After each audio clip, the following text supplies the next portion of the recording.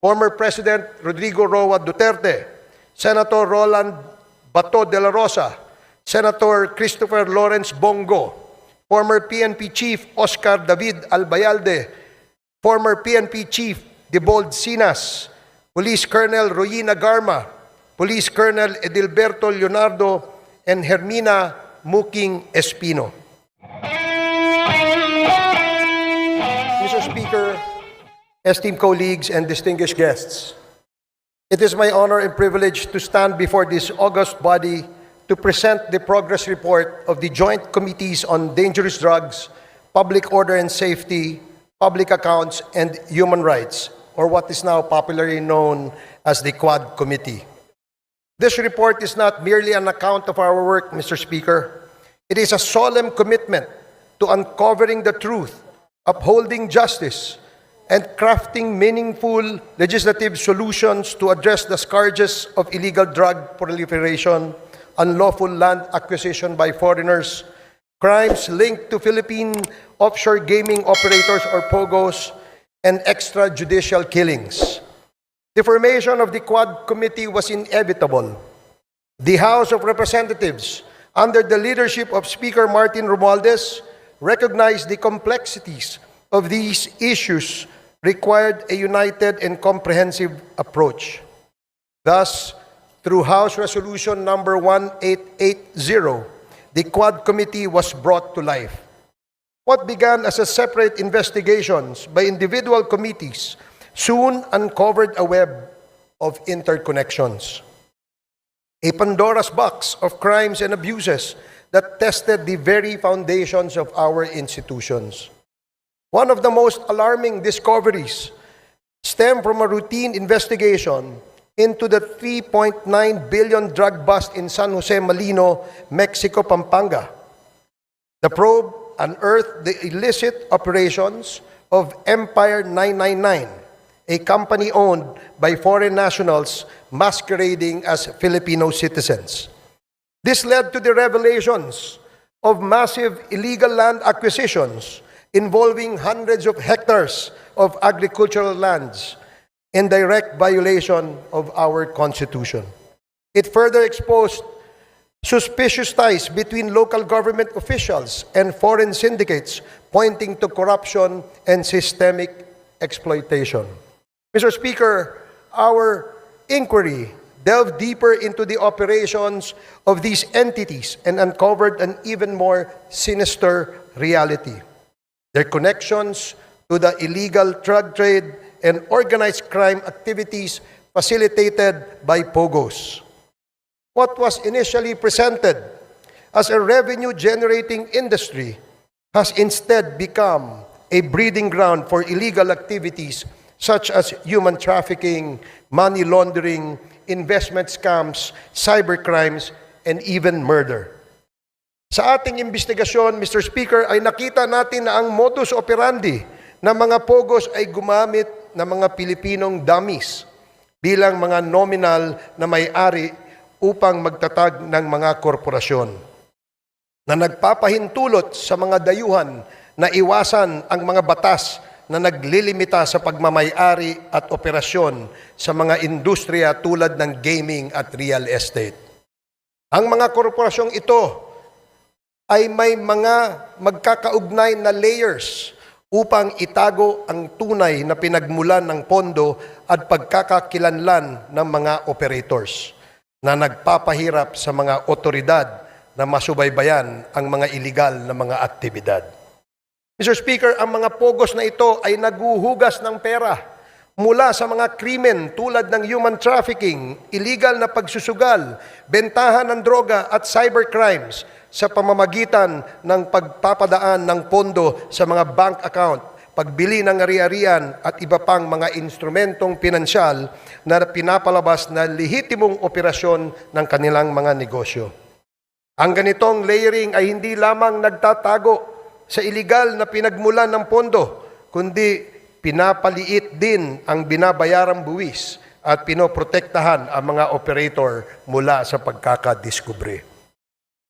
Mr. Speaker, karaniwang pinapadali ang mga iskim na ito ng mga tiwaling opisyal at empleyado ng ating gobyerno ng ating mga regulatory agencies at mga institusyong pinansyal kapalit ng suhol na naglalagay sa peligro ng sistema ng batas at pananalapi sa ating bansa. But perhaps the most chilling revelations, Mr. Speaker, pertains to the extrajudicial killings that have scarred our nation's history. The investigations brought to light a harrowing narrative of abuse of power and institutional impunity during the Duterte administration. Witness testimonies corroborated by evidence revealed a system that incentivized the killing of suspected drug personalities, a system modeled after the so-called Davao template and replicated nationwide.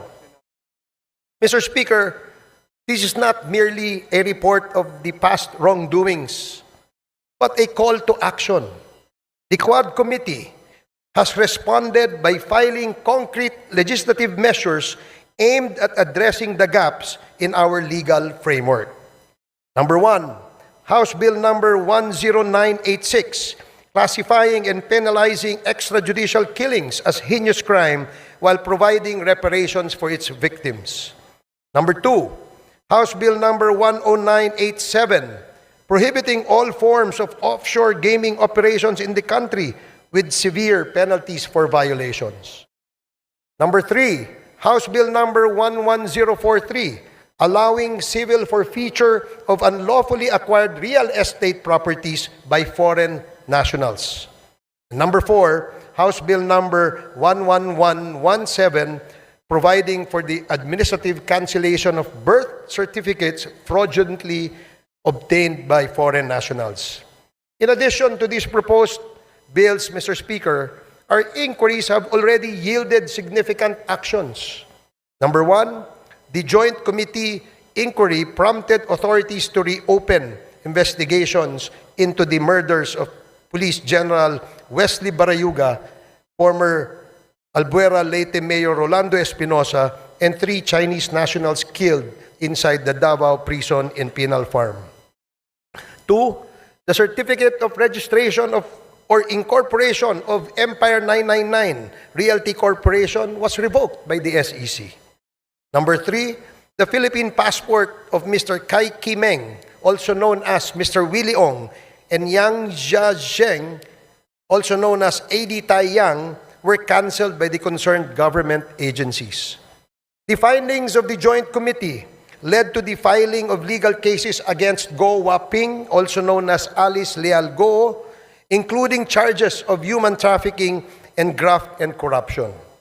Number 5, the chairperson of the PAOK directed the Anti-Money Laundering Council to file for court-issued freeze orders or provisional asset preservation orders against assets linked to unlawful activities. These include the following corporations: Lucky South Limited Corporation, Whirlwind Corporation, Biancham Holdings and Trading Incorporated, Empire 999 Realty Corporation, Sunflare Industrial Supply Corporation, Yatay Industrial Park Incorporated, Mexico 999 Industry Realty and Development Corporation. These actions underscore the progress achieved through our investigations in addressing systemic crimes and abuses. We have also recommended, Mr. Speaker, amendments to relevant laws, including the Anti-Money Laundering Act, the Anti-Trafficking in Persons Act, the Civil Registry Law, the Anti-Dummy Law, the Bank Secrecy Law, the New Philippine Passport Act, the Comprehensive Dangerous Drugs Act, the Cybercrime Prevention Act, the Tariff and Customs Code, the Revised Corporation Code, and the Local Government Code, among others. Mr. Speaker, in total, we have recommended at least 30 proposed legislations, and these measures aim to strengthen our legal frameworks and ensure that such abuses and misdeeds are prevented in the future.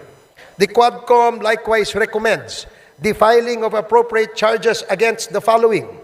Number 1, personalities linked to the illegal drug trade, particularly those implicated in the seizure of 360 kilograms of shabu in Mexico, Pampanga, Kai Meng alias also known as Willie Ong, Yang Jiazheng also known as Edi Taiyang, Mayor Teddy Tumang, and all the incorporators of Empire 999.